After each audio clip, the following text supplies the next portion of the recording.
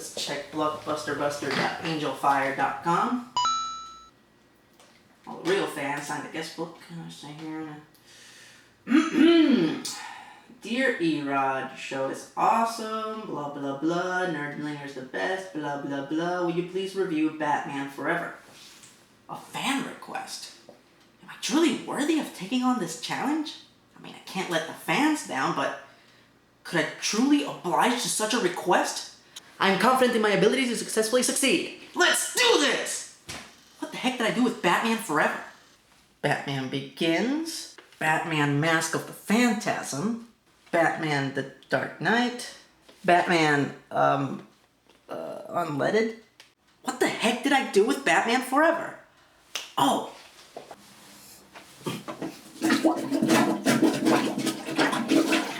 Ha! Let's get to work.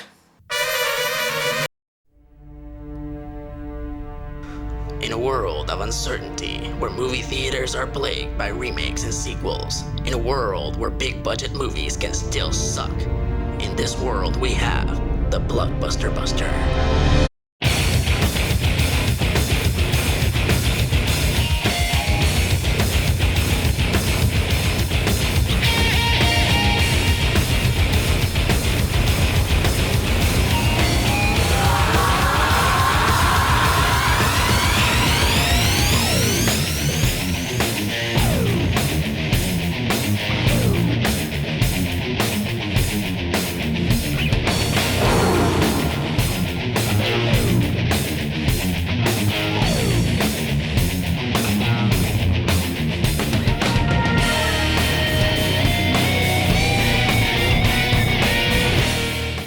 Greetings, fanboys and fangirls. I'm ERod, and I'm the Blockbuster Buster. He is vengeance. He is the Knight. He is Batman. One of the most recognizable fictional characters of our time. How famous is Batman? Let's just say that during the opening sequence of his animated series, the words Batman never appear on screen. That's how famous he is. People just see his image, and that's all they need to know. 'Cause I'm Batman. General audiences were introduced to The Dark Knight through the 1966 series starring Adam West and Burt Ward. Now, a lot of people hate this show for its silliness and camp humor, but I think it's a decent introduction to the Batman universe. Plus, did you really expect Hollywood to get it right out of the gate?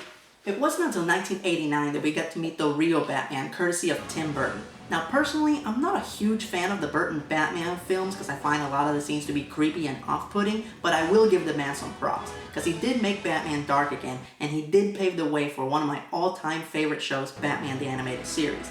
Unfortunately, Burton's second Batman film, Batman Returns, didn't do so well, so Warner Brothers opted for a reboot. So they gave the franchise to Joel fucking Schumacher, who not only made two of the worst Batman films to date, but he made the Antichrist of comic book movies, Batman and Robin. People actually expected this movie to be good, in spite of all the warning signs that we got from his first piece of shit, Batman Forever.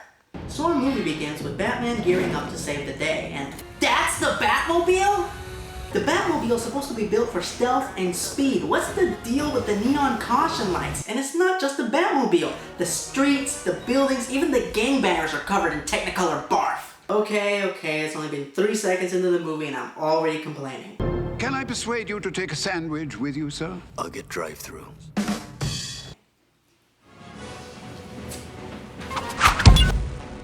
Now, Batman is on his way to battle Two-Face, who blames Batman for his horrific disfigurement. Now, Two-Face plans to kill Batman by trapping him in a safe, lifting the safe over the city with a helicopter, and then filling the safe with acid.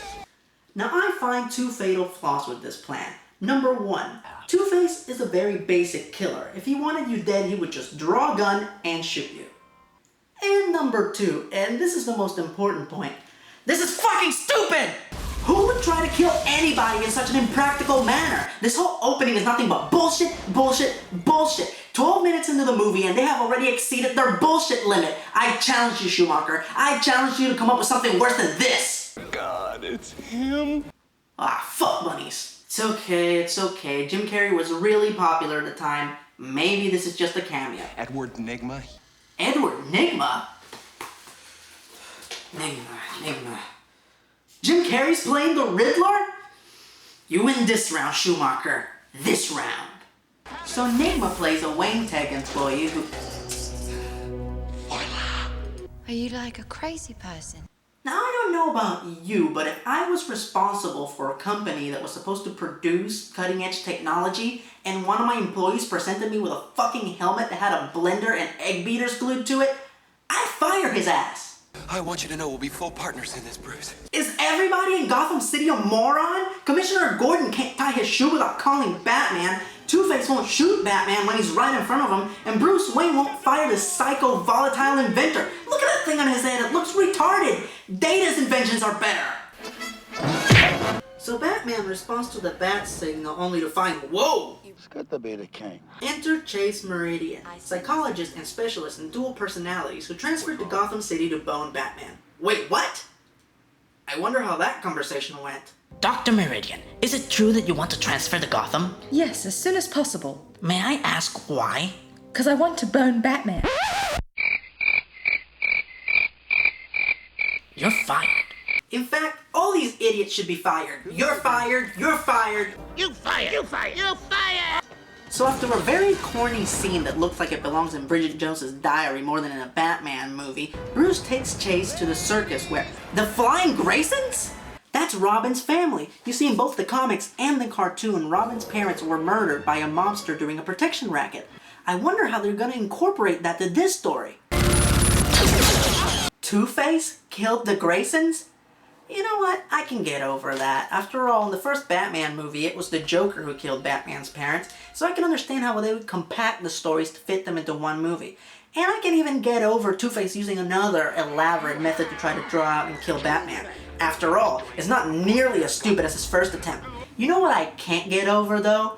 Why is he dressed like a fucking ringmaster? Hey fellas, you know what would be awesome? If during that circus heist, I wore a ringmaster's costume. Now wouldn't that be great?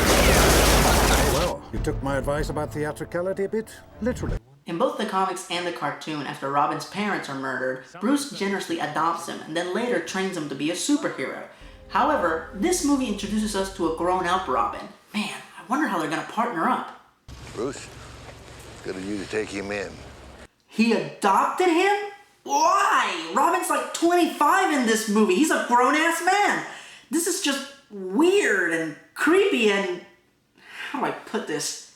I think he comes from a dimension that's big on musical theater. So because they need some filler, Two-Face tries to kill Batman yet again, and Batman gets away like this.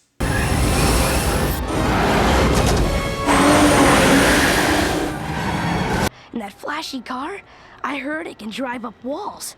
Yeah, sure, Joel. So after being inspired by Two-Face's antics, Enigma decides to become the Riddler, who plans to take over Gotham City by stealing people's brainwaves while they're watching TV. Now there are two problems with this plan. Number one, it's fucking stupid! Say what you want about Batman and Robin, at least in that movie the villains had good take over the world plans. And number two, this nefarious scheme has a very simple solution. Turn off your television right now! I'm serious! Stop watching this show! Ultimately, Robin finds the Batcave, and after using the Batmobile to impress some hookers, he decides he wants to be Batman's sidekick. I don't know, what do you think? What's a good sidekick name? How about Dick Grayson, college students? So out of fear that he will be a bad influence to Robin, Bruce gives up being Batman. He shuts down the Batcave and he reveals his secret identity to Chase. You know what would be really ironic? If the bad guys found out his secret identity and attacked his house on that very night. It's like rain. So Bruce has to solve the Riddler's riddles in order to find his lair and save Chase. And this is fine. But you know what I would do if I was him? I would look out the fucking window and follow the big green vortex swirling over his hideout! So Batman gears up for his final confrontation with Two-Face and the Riddler. And... nah, too easy. Batman enlists the help of Robin, who is now wearing a costume complete with bat nipples and a codpiece that would make David Bowie jealous. So our heroes head out for battle. Unfortunately, their vehicles are blown up by a game of Battleship. Finally, Batman reaches the Riddler, who now apparently shops at the same costume store as Elton John. This is it, Batman's greatest challenge. The only supervillain smart enough to figure out his secret identity. This should be a battle for the ages! Nah, he just throws a batarang at a big green lamp, which brings the whole base down like a deck of cards. Death, stupid joke, run towards the camera in slow motion, the end. This movie's a big pile of guano. We know that Schumacher at least glanced at the comic book and the cartoon because he continuously rips them both off. So if he knew the source material, we can only conclude that he made this movie shitty on purpose. He wrecked everything that Tim Burton built with this movie and then buried the remains with Batman and Robin. But the joke's on us because this movie made more money than The Fugitive and The Matrix. Whoa. Not to mention the villains are third-rate knockoffs of Cesar Romero's Joker, and nobody rips off Romero. So that's one busted, thousands more to go. I'm ERod, and I'm the Blockbuster Buster. Now if you excuse me, I'm gonna put this piece of shit back where it belongs.